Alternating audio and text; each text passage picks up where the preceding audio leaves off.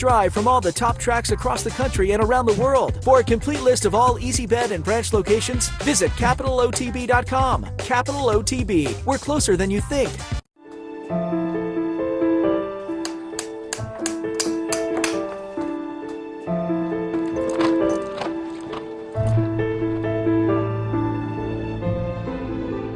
And Frosted is coming with giant strides on the far outside.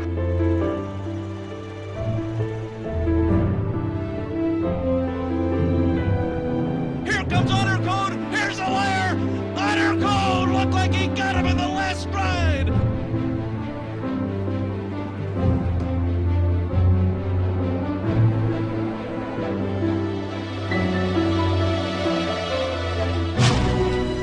American Pharoah has lost the lead at the top of the stretch. Keen Ice has got him. Keen Ice has won the Travers.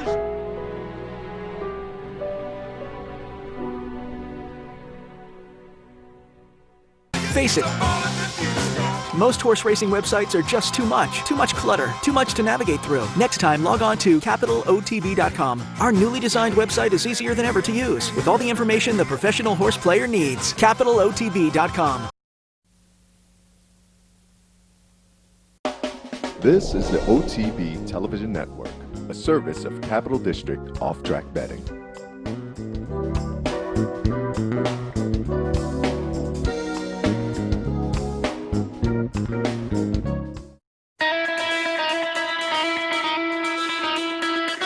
And here it is. The 37-year wait is over. American Pharoah is finally the one. American Pharoah has won the Triple Crown. Keen Ice has got him. Keen Ice has won the Travers over American Pharoah. With 250 meters left to go, Fritz Bishop's got away from California Chrome. And he's got a 6-length lead as they come to the wire. A Triple Crown winner, a Breeders' Cup winner, a horse of a lifetime. Broadcasting live from the Capital OTB studios, this is Racing Across America with Seth Merrow.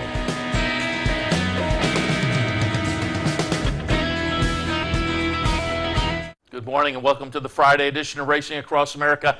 I'm Seth Merrill. Thanks for joining us. Thanks also to our friends at Woodbine.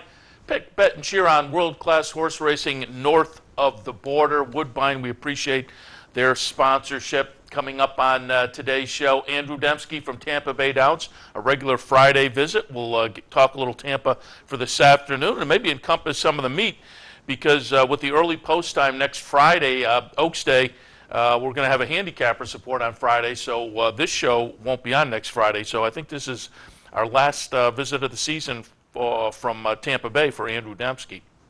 So maybe a little meet recap, as I say, coming up. After that, as the Tampa meet winds down, and again, they wrap up next weekend. Tampa meet winds down today. Belmont heats up. So I thought we would reach out to somebody from the New York Racing Association. How about Ernie Munich to talk a little Belmont racing for today? They have a stakes race on the card to kick off the spring-summer meet down at Belmont. So we'll get some thoughts from Ernie Munich.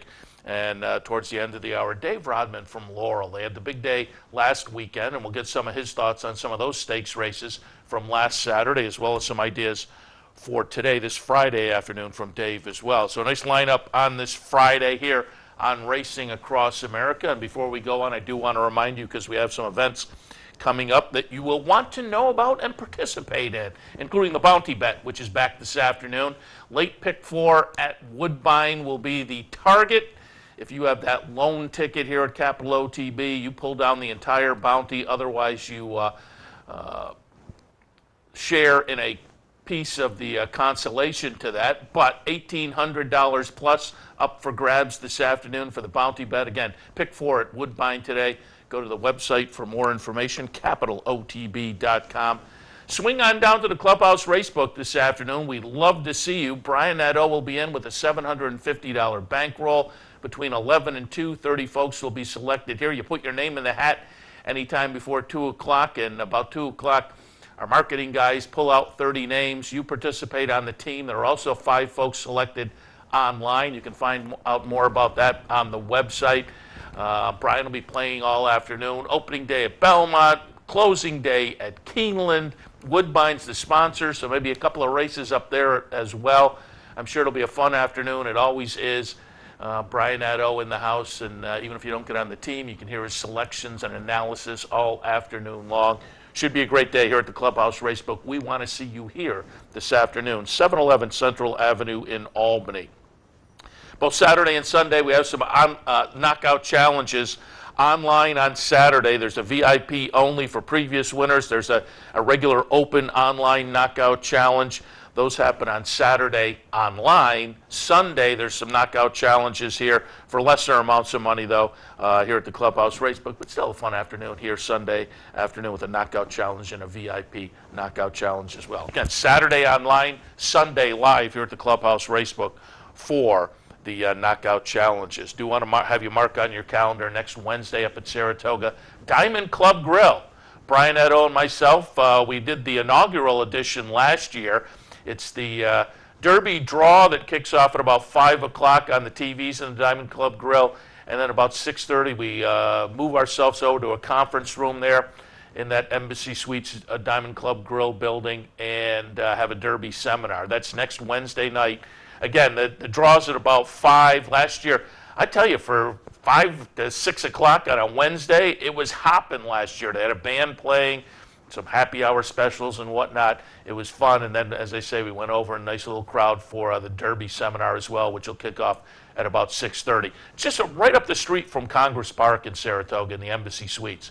That's next Wednesday, this coming Wednesday. And then the night after, it's the annual Kentucky Derby Seminar here at the Clubhouse Racebook, the Capital OTB Kentucky Derby Seminar. Again, Brian Addo and myself in here at 7 o'clock next Thursday night. So we'd love to see you down here. Again, 711 Central Avenue in Albany.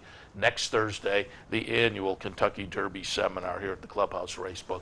So also do want to remind you the OTB Betmobile will be on site again this year between 11 and 7, both Friday Oaks Day and Saturday Derby Day. So you can go out and spend your afternoon watching and enjoying the races with a nice crowd there at City Line.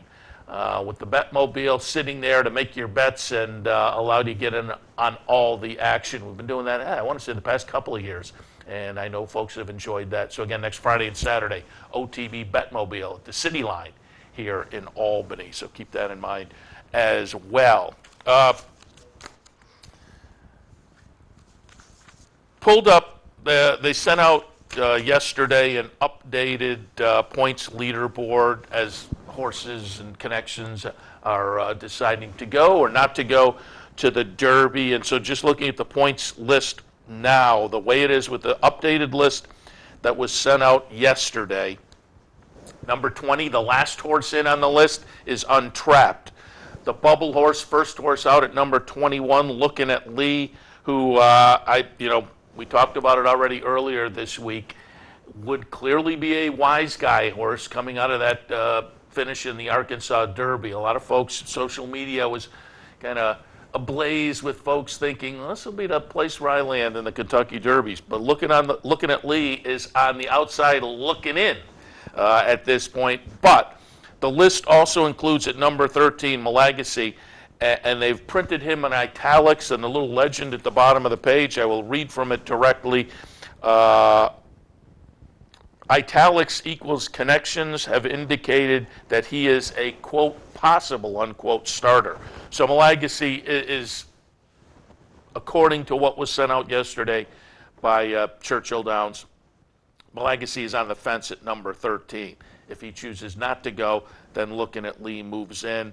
You know, you also have to, we're just over a week out. And you keep your fingers crossed. You don't want anybody to have a ding and have to miss, kind of the thrill of a lifetime to have a Derby starter. But it is possible. But at this point, Looking at Lee, just kind of probably waiting on Malagasy, really, more than anything else to see what the connections do there. Sitting on the outside looking in. And a lot of wise guys, because we talked about it Wednesday with Jeremy Blanc, a lot of wise guys looking probably to shift over to Hentz, because I think they're the two wise guy horses. And I said it also earlier, Jay Boyzeko, if there was a good report on him this week, I think he would attract maybe some kind of wise guy attention as well. But Hence is the one that I think will attract maybe some of that looking at Lee money if he winds up to be the only one of those two going. But we'll see. As the week progresses, this will become clearer and clearer, although it can't get too far into the week because, of course, the draw comes up, and I'll have to know by then whether they're in or out. OBS sale this week, it's been quite successful. But yesterday they had a Tisnow Colt sell for an OBS 2-year-old sale record, $2.45 million yesterday. Went to Barbara Banke, her Stone Street stable. Again, just under $2.5 million. Tisnow Colt, out of a distorted humor mayor named Moonbow. She's the dam of 2 winners from 3 prior foals to race. But notable, and again, these 2-year-old sales at Ocala, these are workout sales. And this horse worked a quick 9.35. So I guess there was some folks that were impressed. The article here says the colt turned heads during the pre-sale under tax show. And again, that's a pretty good work, 9.35. And we'll have to watch it and see where this horse makes the debut.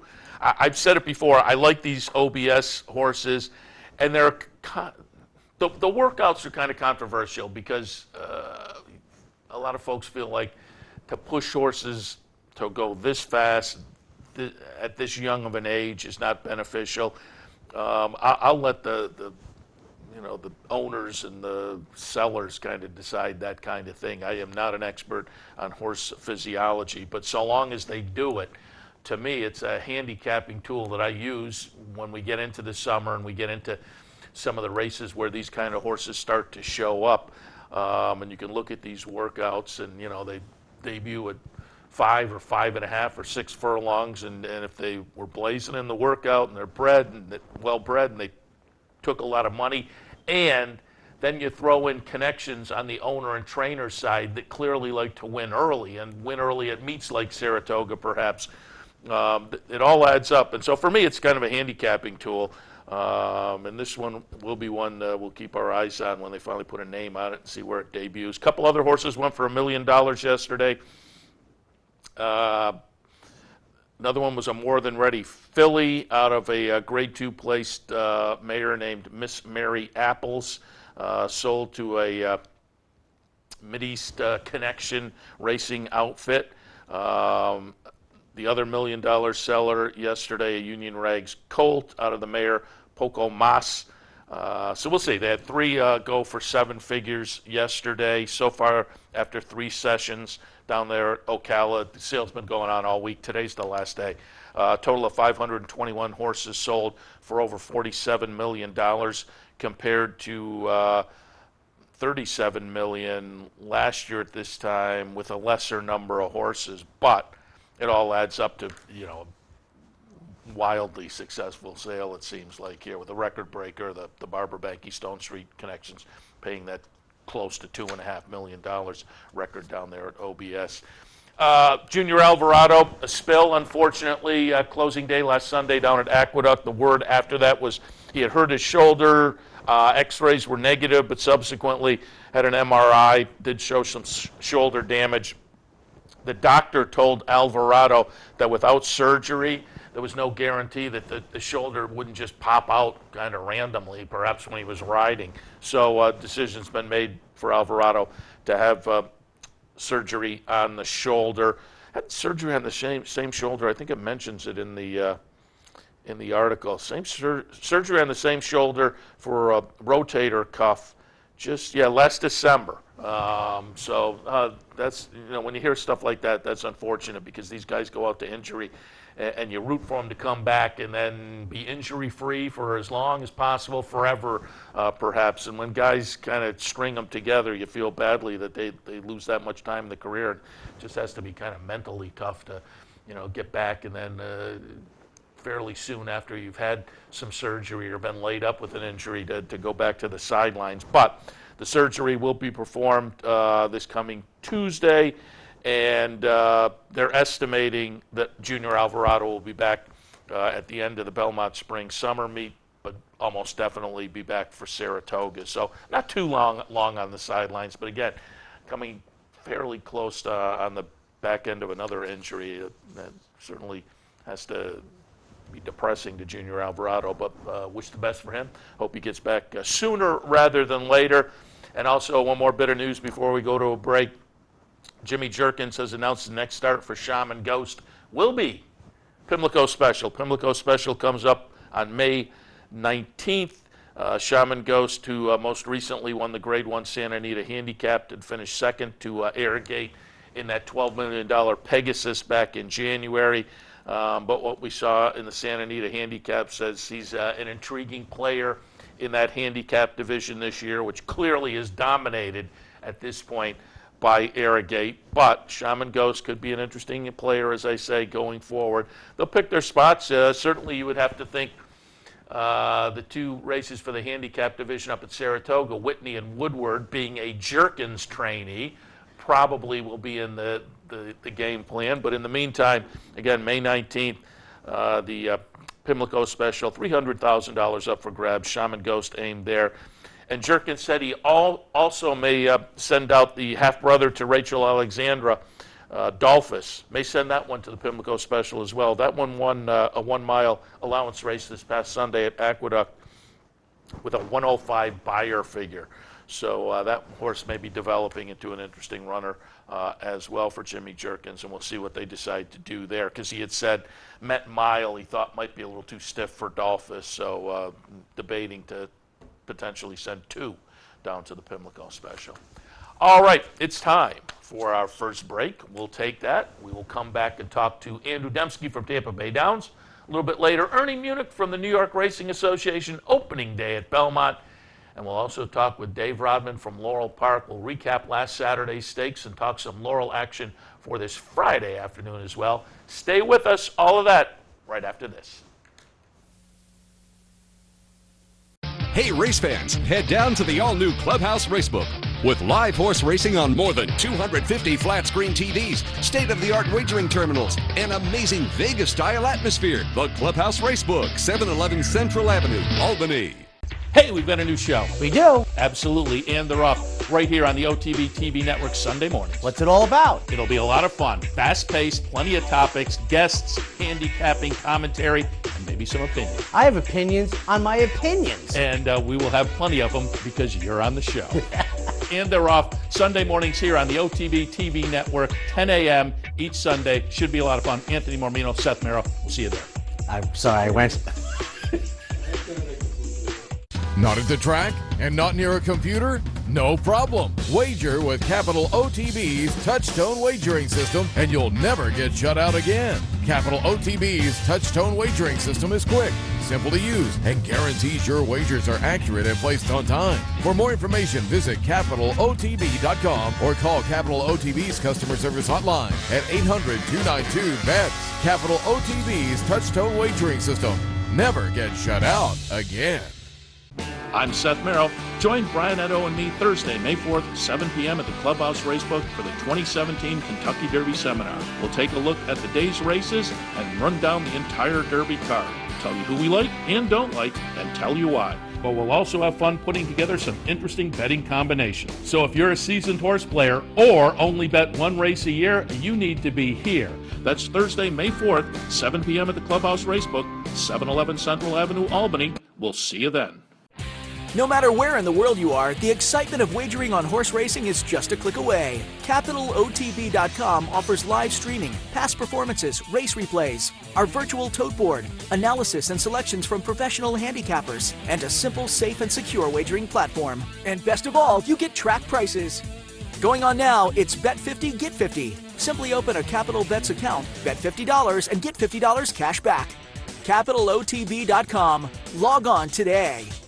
With more than 60 Easy Bet and branch locations throughout the region, you're just a short drive from all the top tracks across the country and around the world. For a complete list of all Easy Bet and branch locations, visit CapitalOTB.com. Capital OTB. We're closer than you think. This is Racing Across America with Seth Merrill. Welcome back to Racing Across America, joined now by Andrew Dempsky from Tampa Bay Downs. Good morning, Andrew. Good morning, Seth. Always glad to be on with you. And we're always happy to have you talk a little Tampa. The meet is winding down, the season coming to a close. I told you during the break, this could be the last visit for your Tampa season, as next week with the early post time on Kentucky Oaks Day. We won't be on the air with this show. We'll have a handicapping show a little earlier in the morning, but we won't be on the air for this show. So I want to thank you, of course, for all the visits during the season. And just before we get into a little bit for today, also wanted to talk just kind of a little meet recap. And we talked a couple of weeks ago on the human side as far as jockeys, and it looked like it may come down to an interesting battle on the jockey front, but Daniel Santino has had a couple of good days. I pulled up the stats last night. He's almost 20 ahead. He has 96 wins. Edwin Gonzalez was 79. Pablo Morales was 70. Ron Allen was 69. So again, with a 96 to 79 margin, it looks like Daniel Santino, with a little more than a week left, probably a pretty safe margin. Yeah, Danny's been on fire these last couple of weeks. Edwin's got a couple of live horses today, and he always does. But so does Danny. So I'm not sure anybody's going to catch Centeno. I think some eyes will be on Ronnie Allen if he's riding today. He's sitting on career win number 3,500. Oh. He's had a hard time getting there. He had a horse open up 2 lanes and bolt at the 16th pole last week.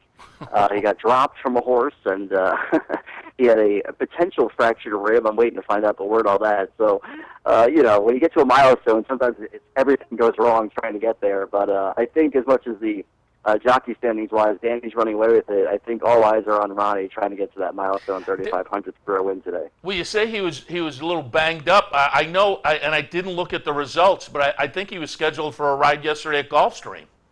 Yeah, he was. He did ride the race, which is interesting.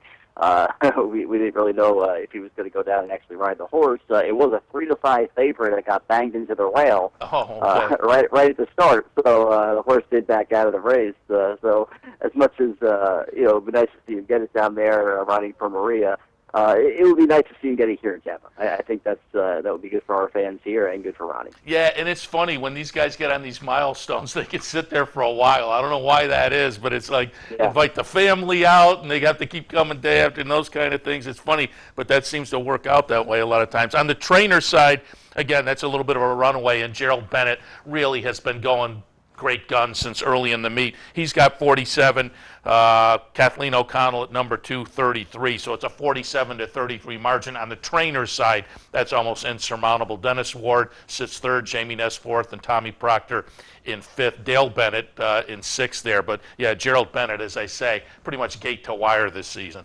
Yeah, he's been targeting this meet, getting all his horses ready to have a big meet down here the last couple of years, and he really has. And I think that the sneaky trainer right now is Dennis Ward, who's really come alive in the second half of the season. He's got some live ones today.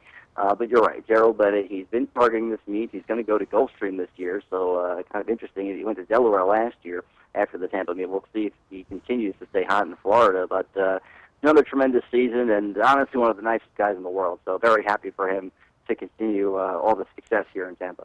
And let's just talk about a couple of the highlights on the racetrack itself. Obviously, the highlight of the meet, Tampa Bay Derby, it was Tapwrit. That one a little bit disappointing in the follow-up, but maybe the horse that missed the Tampa Bay Derby but won the Sam Davis is the one that will carry the Tampa colors into the Kentucky Derby. McCracken, who had the ding, had to miss the Tampa Bay Derby, I thought was an okay third in Kentucky in the race leading into the Kentucky Derby. I think he's going to take a lot of action for what he had done previous to going to the sidelines a little bit. And again, he wins the Sam Davis.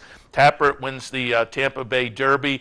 They were but a couple of a group of really nice horses you had come over there for some of the stakes action this season.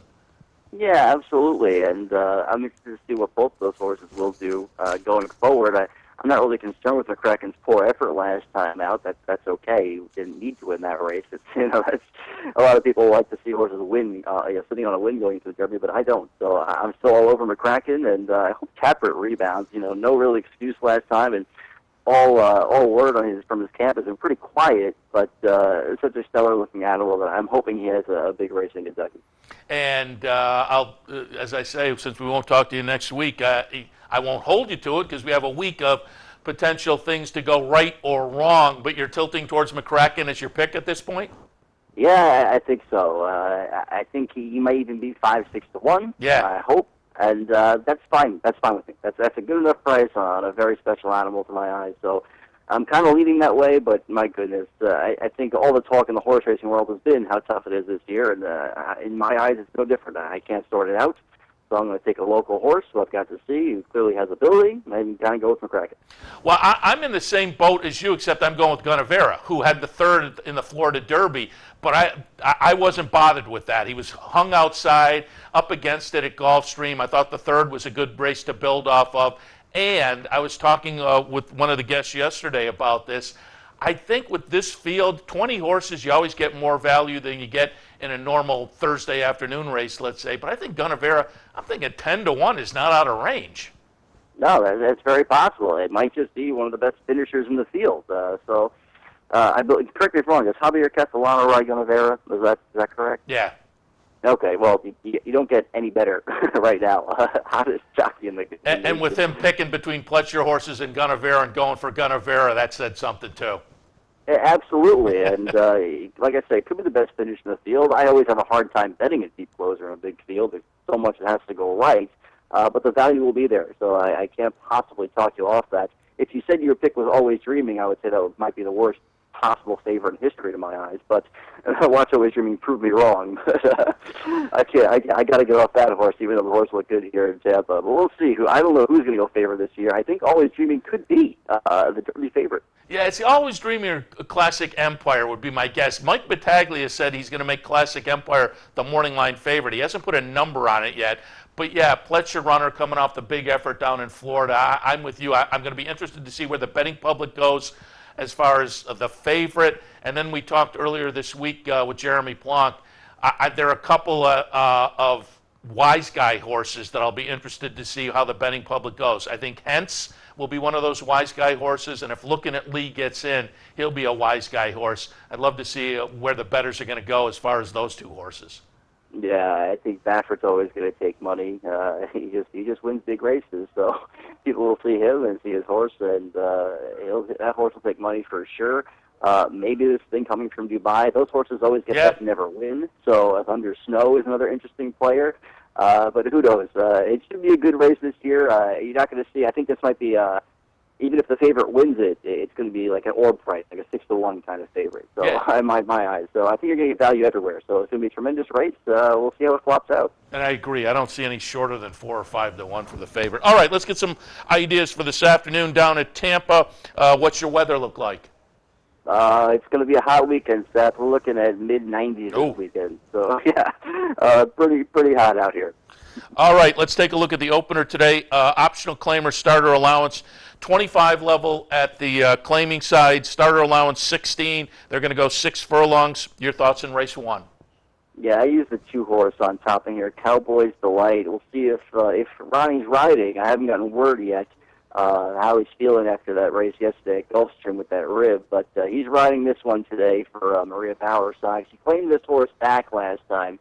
The horse has always had ability. It's just always been in really just tough customers, just tough company left and right. Got to win last time on, moved down to 16. Maria claims it back. I know she likes this horse, but if you look at the company lines there, Seal with a Kiss has been stakes placed, I believe, at this point. Adios Cat at 3 in a row. Queen Double A is a stakes winner. I mean, just always knocking heads with these tough 3-year-olds. So I'm kind of hoping today Cowboys Delight gets the setup and gets the job done. JP Gladdy's a 3-horse in here. I'm hoping we'll bounce off that debut, but we'll see. It was a pretty nice debut, well touted around the track, went off at 3 to 2 and won like a good thing. So JP Gladdy's the main threat to Cowboys Delight, but if anybody could hook JP Gladdy's early, Cowboys Delight's going to come flying. Sounds good. Let's move on to race 5. Optional claimer at the 25 level. Non-winners at 1 other than the condition. They will travel 7 furlongs. What did you see in race 5? Yeah, I'm going to single in a swagger in here in a couple multi-race bets. Just a really honest horse. Likes to be on or near the front. Has been consistent for so long in here. I think the main threats, Haywired and Tethered to Reality, are just not necessarily cheaper. Haywired is definitely cheaper. Tethered to Reality has that path to like 4 stakes winners who's bred to the nines, one on debut with an 80 fire. And I don't know what to make of this horse on the turn back to the main track. Ran well, obviously, the main track in debut. Not much has come out of that race to win, though, so we'll have to see if that horse has any ability. I think that horse is just going the wrong way right now, Tethered to Reality, and might be a vulnerable favorite. So in a swagger, probably be second or third choice. If I can get second or third choice of the multi-race bets, that's where I'm going to go. All right, and finally, race number 8, a $16,000 plain vanilla claimer, scheduled on the turf at 5 furlongs. What did you see in race 8? Well, I think the 2-horse Morning Brew is just a phenomenal little turf sprinter. And in these turf sprints, you kind of look for a horse who that's what they do. They have success sprinting on turf, and Morning Brew is that horse. Has been just phenomenal down at Gulfstream all winter long, running against similar competition down there. Has been right there every time. Just a picture of consistency. He is 8 years old now, but he comes out of a great barn. Monty Thomas always does a great job. Romney does have the call right now. The main threats are Good Times Rambles, who's going to try turf again, but hasn't been on the surface in a while. And the 12-year-old, Hold On Smokey, 20-time winner, ton of class, but I could try to beat the 12-year-old with a horse like Morning Brew. Oh, 12 years old. You don't see that very often. Start number 81 today. You got to love that. There's a lunch pail horse. Andrew, as always, appreciate the visit, and again, appreciate your swinging by all season long at Tampa. Again, you talk about 90s today, but you lived the life. You're leaving Dodge just in time to miss most of that warm summer weather. Up to Presque Isle Down soon, correct? I will be there for the opener on May 21st for sure. Absolutely, and maybe we'll check in with you during some of the Presque Isle racing as well. But as always, do want to invite you. I know we caught you a couple of seasons ago as you came down the turnpike to visit Saratoga. We're on the back stretch every day, so if you head back this summer, give us a shout and we'll get you in with us live some morning. Hey, absolutely. I always plan a trip to Saratoga. And Seth, you are close to New York right now, so if you get a chance, go tell my Mets to wake up, would you? Because I can't figure out what's going on with my poor Mets fans. I don't know if they're going to listen to me. I'm a Jets fan during the football season, so I'm in a worse spot. And nobody's paying attention to what I'm thinking. Andrew, appreciate the visit again. Good luck through the remainder of the meet, and we'll talk again. All right, take care, Seth. Andrew Dempsky from Tampa Bay Downs. We'll take a break. When we come back, open day at Belmont. Who better to reach out to than Ernie Munich? We'll get some ideas on New York racing right after this. Stay with us. This is Racing Across America with Snow.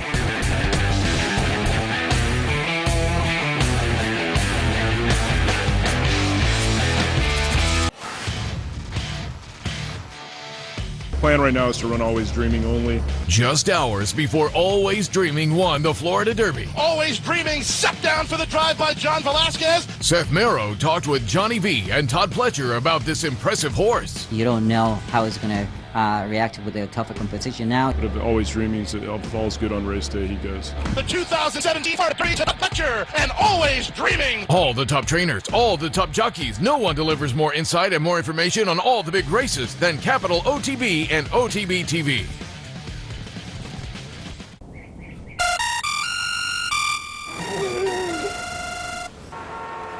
Come on.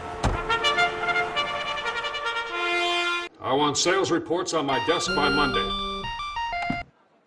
Oops. My bad. Love racing? RTN brings you every live simulcast on your home television, plus live video streaming and race replays on your PC and mobile devices. To order, visit rtn.tv. RTN, a breed apart.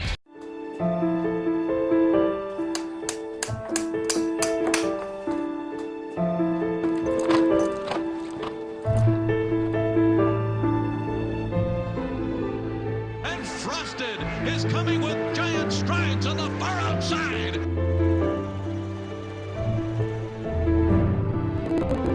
Come on, fire, making coming last ride.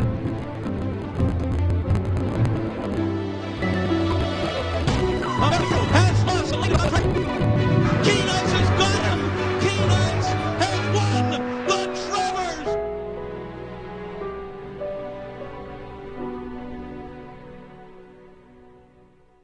Welcome back to Racing Across America. Again, it is opening day at Belmont Park, so I wanted to reach out with somebody with some Belmont thoughts to give us a little impetus to get into the meet, maybe some clever ideas or whatnot. Who better to talk to than Ernie Munich? Good morning, Ernie. Good morning, Seth. What a beautiful day for an opening day. And I have to admit, I hadn't made a trip to Belmont Park until, what was it, California Chrome's Triple Crown Try a couple of years ago. And since then, I've made a few trips. And, man, what a great racetrack. And it's just, it's like the robin on your front lawn. It's another sign of spring, and a great venue, and it's a great time of year. And you have really a nice lineup of stakes action going right through the beginning of the Saratoga meet. It is as magnificent a racetrack as you can find. It doesn't have the inherent advantage of having mountains in the backdrop like Santa Anita, but it is gigantic and beautiful. It also holds my favorite paddock in the world, perfectly sized paddock, gorgeous paddock, and some of the greatest horses in history circle that paddock. So it's always a wonderful time when we get back to Elmont, New York. You know, I hadn't thought about that, but you're right. When you're walking in that paddock, it is kind of hallowed ground when you think about, Secretariat and his Belmont Stakes performance and things like that. You are walking over ground that many, many of the all-time greats have walked over. No doubt about it. And that's what I always, when I see that tree, the Asian pine, the huge tree in the middle of Belmont, you just think about the horses that tree has seen. It has been witnessed as really some of the immortals. And it's always exciting when you go there, because even if you're there and you're standing in the paddock for a 12-5 for a basement claimer, you're still staring at those claimers are circling the same paddock that Seattle Slew did. That's right, yeah. I hadn't thought about that, as I say before, but you're absolutely right. All right, let's get into some Belmont thoughts for this afternoon. Before we do, as you go from an Aqueduct to a Belmont, do you change up your handicapping at all? Because obviously it is a significantly different configuration. Belmont essentially a significantly different configuration size-wise than just virtually every other track in the country or in the world, for that matter. So as I say, do you approach the races maybe a little bit differently, pace-wise or whatnot? I do. I kind of keep it simple in this situation, Seth. I mean, I do look for horses who have raced well at Belmont in the past.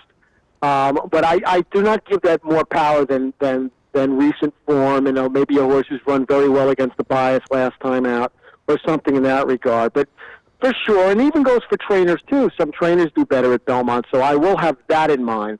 And maybe coming from the inner to Belmont, so a horse that might not have run. Because remember, that Aqueduct spring meeting is not that long. Yeah. So you're going to get horses who ran on the inner, miss the main, and then are coming out of Belmont. In that case, I will make maybe make more of an adjustment, because there are certainly horses who love the inner and aren't as successful on other tracks. But I don't think any major changes to my handicapping will occur. All right, let's get some ideas for this afternoon. Third race at Belmont on this opening day. Optional claimer, 80 tags. Non-winners are one other than. Again, Belmont a different configuration, and it's a one-turn mile down there. What did you see in race number 3? It's interesting because Mineralogy is coming off that Maiden win from the rail, and there's not a ton of speed in the race. And he's getting better, and it's such a good ball with Michelle Nevin and Rajiv. It's all good stuff, and he can very well do it again. But the track was kind to him last time. Although he was under some pressure early on, and he did pull away, and he's going to be tough to beat today. I'm going to try and get him the Tale of Silence. Who doesn't listen? Tale of Silence, the Barkley Tags was, it might be a sucker play. I mean, he type of horse who's going to need some pace, and he's got a bunch of losses already, but he really has been facing some. You see the names with Malagasy and Taproot and State of Honor and Motown. I mean, he's really faced some good horses, and this is a meeting that Barkley Tag over the years has had some success with. So I'm going to take a shot with Tale of Silence in race 3.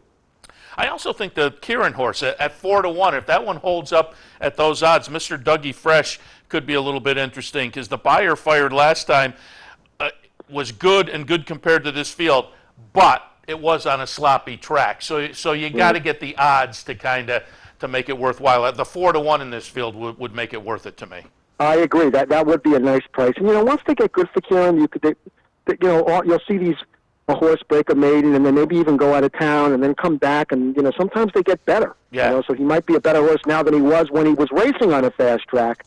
And these are the decisions we handicappers have to deal with all the time. Yeah, and again, it all comes down to the odds. You can roll the dice a little bit if the odds warrant it. At a short price, it becomes a little more of a gamble, as it were, to quote a phrase. Seventh race today at Belmont. Optional claimer, 62,500 tags. Non-winners of 2 other than. Scheduled on the grass at 7 furlongs. Nice full field in here. What did you like in race number 7? I do like who will probably be the favorite, Take These Chains for Chad Brown, who was 2 for 2. And, the first start was really, there was not much pace in that race, if any, in that Gulfstream race. And still, she was the only one closing in that race. And then she comes back, which is not always easy to do, and she comes back against allowance winners next time, and she does it again. And I know there's a bit of a cutback going the 7.5. But, I think she really does have some promise, and I think she's a stakes quality filly, and I see no reason why she can't do it again today. She does look like an up-and-comer. There's no question about it, and we'll know more about that certainly this afternoon. All right, the opening day card has a nice little stakes race named after a runner we're all familiar with and appreciated here in New York, a firm success. This one's for state breds, $100,000. They will go 6 furlongs. Married to the Music won this race back in 2014, however. Rectify used to run for our friends at Parting Glass, has since moved into the barn of Charlie Baker, being claimed back in December, and this one seems to be in some good form, has some nice early speed. Ostrolenka for used to be for Todd Pletcher, now for David Jacobson, ran second in this race last year. Sudden Surprise is in this year for Pletcher and Rapoli. Weekend Hideaway won the race last year. That one's in here. So this is a nice addition. I pulled up a January 28th allowance optional claimer. The winner here in our replay is going to be number 2, Bass River Road. But running second and a very close-up second, the number 8, Married to the Music. And again, this is the winner of this race 2 years ago. But off of this race last time, a nice close-up second-place finish. Again, number 8 is Married to the Music. I thought this horse was kind of interesting. But what do you like in this afternoon's firm success? Married to the Music is very interesting. And, he's run some huge races for our dearly beloved Dominic Galucio, and he ran for him, and then Linda Rice, and then ran. It's so huge last time, actually, and it was a tough beat last time. And once again, and he's done it before, but he's going to have to deal with, you'd think, a lot of early pressure, and that just might set up for Candid Desire. My problem with Candid Desire, he doesn't win that often, but I'm hoping that maybe he'll get enough pace today, and that the switch to Belmont might make the difference.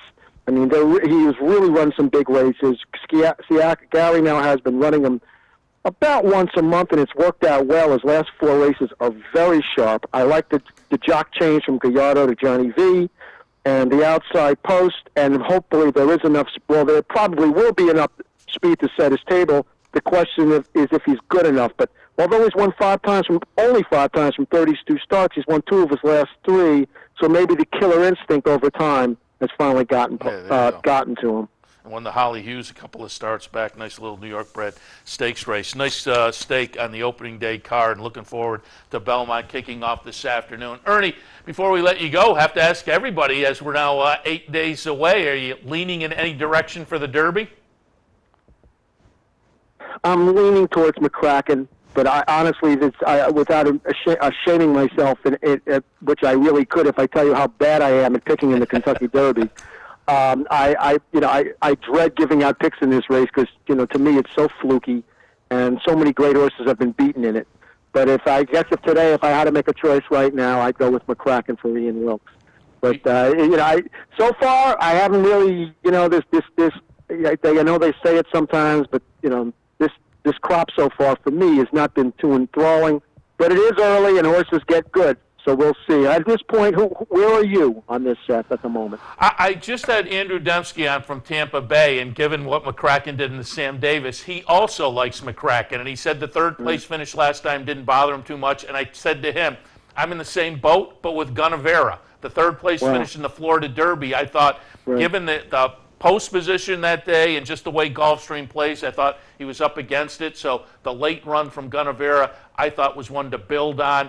And I said, I think, with Always Dreaming and Classic Empire in there and Irish War Cry, I can see Gunnevera being 10-1. I can see Gunnevera potentially being a $20 horse. Isn't that amazing? That's one of the beautiful. That's my favorite part about horse racing, or one of them, is on these big days, when you get huge prices on quality horses. It makes it really exciting. Yeah, it's going to be a great couple of days down there, the Oaks and the Derby, and we'll see who comes out of the Derby as a winner. Hopefully a couple of weeks later they win at Pimlico, and then another big day at Belmont, potentially with the Triple Crown on the line. That's always exciting for the sport. Oh, it sure is. Let's hope we're talking about an attendance cap in a few weeks. Yeah, exactly, because again, I was down for California Chrome. He disappointed that day. I was down for American Pharoah, and I've never had that kind of experience at the track where the ovation started about midway down the stretch and continued as he came back in front of the stand and walked back down to the winner's circle. That was an incredible day, so we'll hope for another one like that coming up in, about 6 weeks or so. Ernie, appreciate the visit as we are, again, opening day at Belmont. Wanted some thoughts as we kick things off. Good luck this afternoon, and we'll talk again. Thanks, Seth. Always a pleasure. Good luck. Ernie Munich, and you can look for him. He'll be plugged in during various times in May on the pregame show at Belmont, so you can check him out there as well with Andy Serling and some of the other talent down there, some of the other hosts. Again, he's got 3 or 4 or 5 times scheduled during the month of May to keep your eyes open for him. We'll take a break. When we come back, we'll shift our attention to Maryland, Laurel Park. Nice stakes action last week. We'll recap some of that. We'll get some ideas for today at Laurel. Dave Rodman, right after this. Now get all the racing information you need right on your mobile device with Capital OTB's new mobile app. Wager anytime, anywhere, right from your smartphone or tablet. Watch, wager, and win right at your fingertips. The new Capital OTB mobile app. I'm Seth Merrill. Join Brian Edo and me Thursday, May 4th, 7 p.m. at the Clubhouse Racebook for the 2017 Kentucky Derby Seminar. We'll take a look at the day's races and run down the entire Derby card. Tell you who we like and don't like, and tell you why. But we'll also have fun putting together some interesting betting combinations. So if you're a seasoned horse player or only bet one race a year, you need to be here. That's Thursday, May 4th, 7 p.m. at the Clubhouse Racebook, 711 Central Avenue, Albany. We'll see you then. A huge race on the outside, but it's Ferdinand and Alashiba nose and nose to the wire. Good chase coming on the outside. Alashiba going to get there at the rail with Ferdinand. Alashiba has won it by a nose.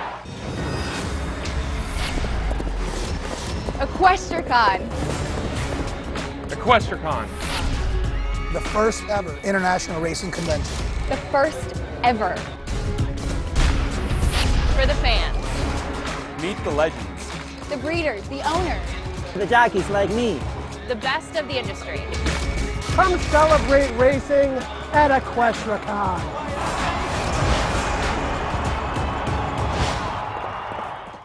I'm Mark Cassano. Join me Saturday mornings at 10 for Down the Stretch. We'll inform, analyze, and welcome in the biggest names in racing. So join me Saturday mornings at 10 for Down the Stretch, right here on the OTB television network.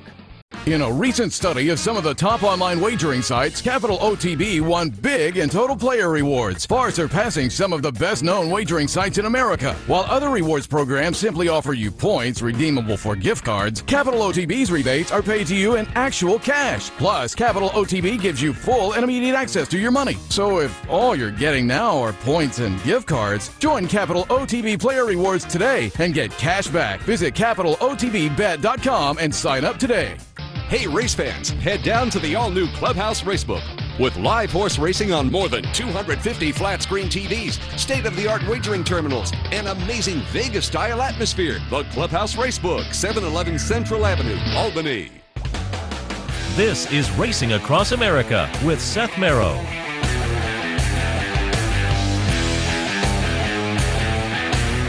Welcome back. Joined now by Dave Rodman from Laurel Park. Good morning, Dave. Hey, good morning, Seth. It's finally a perfect day of racing. We get some sunshine here in Maryland. For a while, I didn't know what it looked like. The weatherman was way off this week, especially Wednesday, Thursday. He said sunny Wednesday and yesterday, and we finally got some sun yesterday, but finally about 80 and clear nice. and fast, and I would say maybe good to firm on the turf since we've had a lot of rain earlier this week. Yeah, it's that time of year where the weather can be unpredictable, but nice, and we know we're kind of over the hump. Before we get to some ideas for today, let's go back to last Saturday. A really nice stakes card. I wanted to hit on at least a few of those. The 3-year-old fillies, the 3-year-old boys race. There was another nice little turf stake we'll hit on. But the Weber City Miss for the 3-year-old girls. It was a compact field of 5 to begin with, and I wanted to see if my bold prediction could be correct. I thought Genda's Agenda was an absolute lock for Larry Jones. That one scratched. Once that one scratched, the betting public tilted towards the Pletcher runner, and we're watching the stretch run here. The number 1, Lights of Medina, closes to win by a chart margin of 2 as the even money favorite. Forever Liesel, the 3-2 second choice, runs second in here. But again, field of 4 after scratches, and it goes to the Pletcher runner, who correctly was pinpointed by the betting public. Yeah, Fergal Lynch with a stakes triple on Saturday afternoon, and it was just a matter of time, perhaps, and stamina for that last 16th of a mile till she finally got by the front runner. And a good performance, a solid performance, a good trip. Nothing special about the race, I didn't think, but she does get an invitation to the Black-Eyed Susan Stakes. As far as Genda's Agenda goes, I know she was on the ground, so she was scratched the morning of the race, and it was a bet scratch, believe it or not, a state bet scratch. So I don't know what's up with her.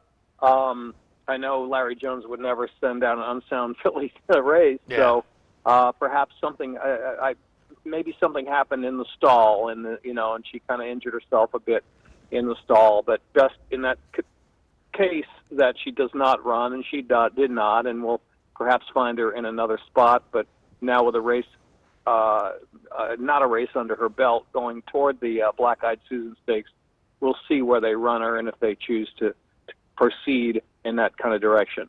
All right, and different from the girls, the boys, again, different in a couple directions. The Federico Tessio, $125,000 for the 3-year-olds going a mile and an eighth. Again, a compact field in here. And whereas the betting public had it correct in the girls' version, they jumped on Carradine, the Linda Rice runner, at 4-5. Carradine, the number 5, will run 4th in here. Boy, they let Chad Brown get away at a very nice 5-1 with Twisted Tom. Twisted Tom, the 3-horse, comes out of the win in the private terms back in the middle of March, so already had some experience over the track, some winning experience over the track. This is career win number 4 and career start number 5 for the Chad Brown runner. O Dionysus runs second, the hard-knocking stakes performer from the Mid-Atlantic. But, again, as different from the girls, Twisted Tom not nominated to the Triple Crown, so probably not going to be headed to the Preakness, where they'd have to put up with another 150 to get in. Right. It's a win in your in race to the Preakness, but this horse not nominated. However, the connections would consider it. But, perhaps another race on the undercard that day for 3-year-olds, or they have other options too. Turf or dirt for this horse, very honest kind of horse. I doubt if they would go Preakness way unless things really fall apart in the Derby and put up the money to run in there. But you may see this horse back in action on Preakness weekend. As far as the race goes, it was a rematch kind of the private terms there with the O Dionysus and Twisted Tom meeting head-to-head.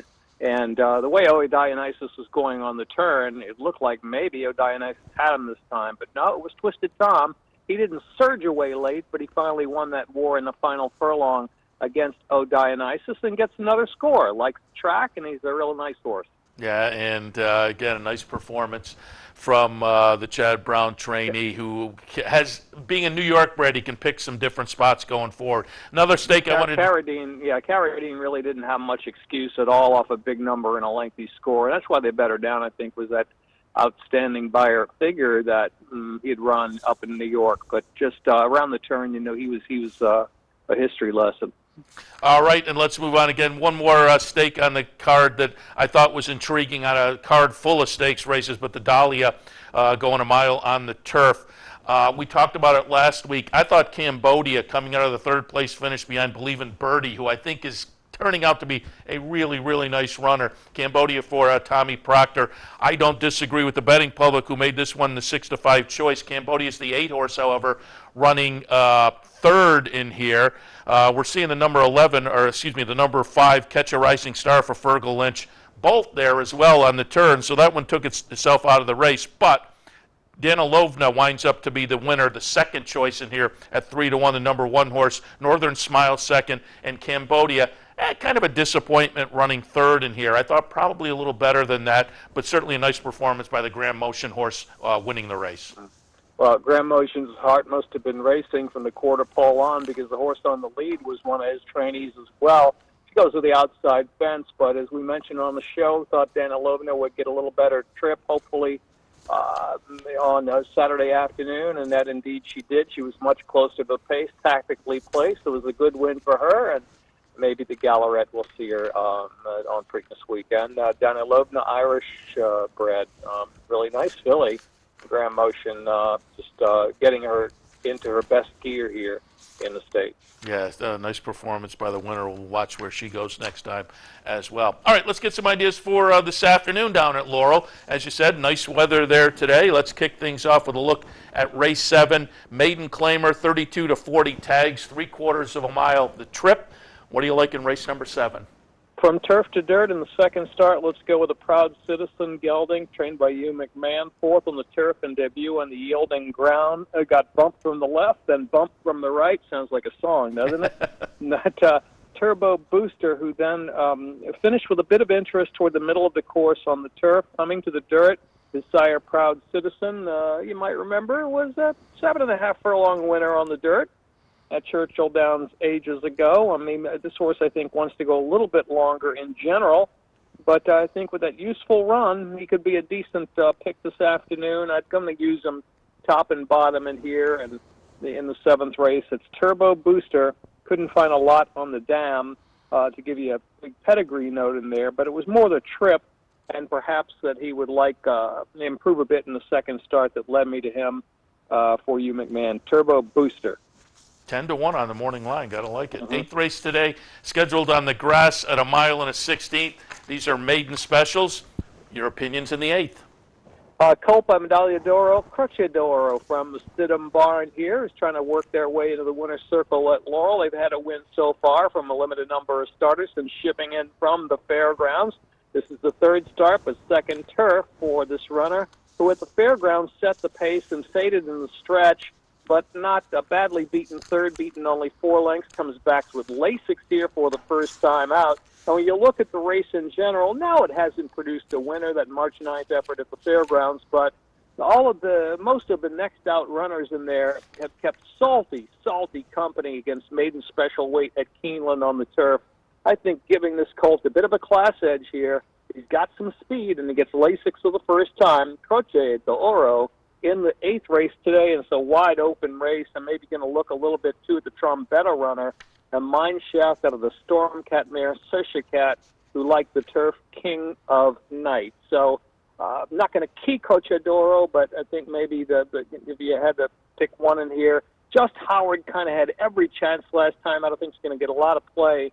He absolutely hung at 1-2 in a race transferred to the main track, but maybe coming back to the turf will do the trick for him. Going to use Croce d'Oro with 2, King of Night and 9, Just Howard.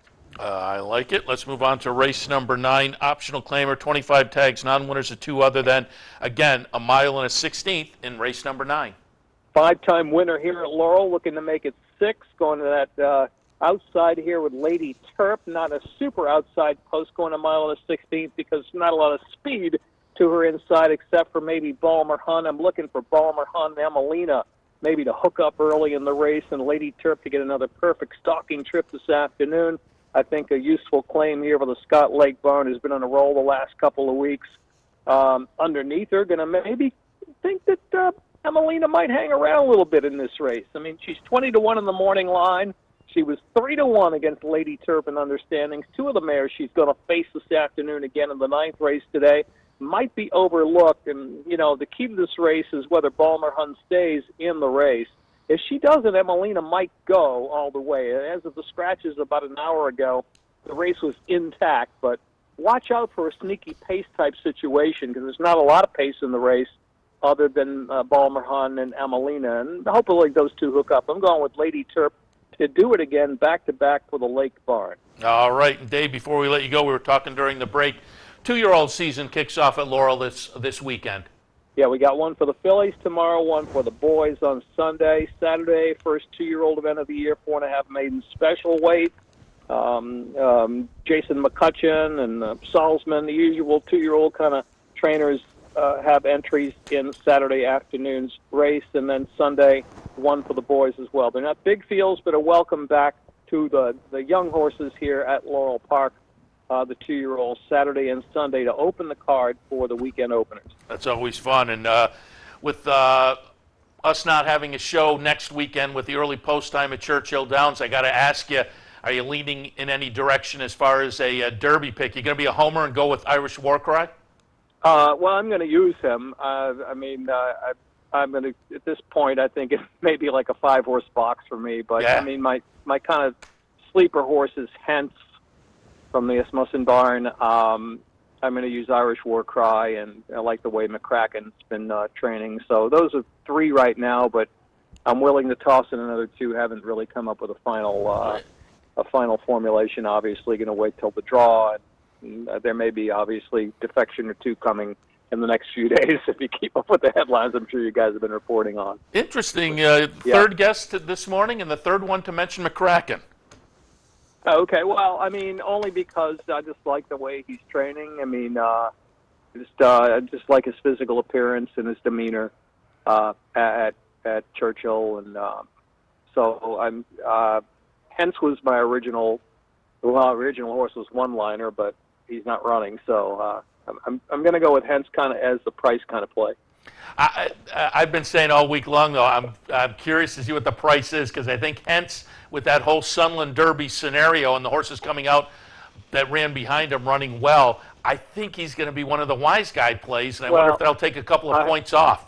I hope not, because every year I pick a wise guy horse and people get wise to him, and they never run any good. I wasn't thrilled by his work with his entry made the other day, but you know, I didn't think it was a terrible work, but I'm searching for some prizes here, you know, so like everybody else. Yeah, it's going to be a race where I think you're going to be able to get your price, because I'm looking at 4 to 5 as the favorite. It sure would be nice to see Irish Warcry win. I mean, remember, he broke his maiden here at Laurel. Yeah.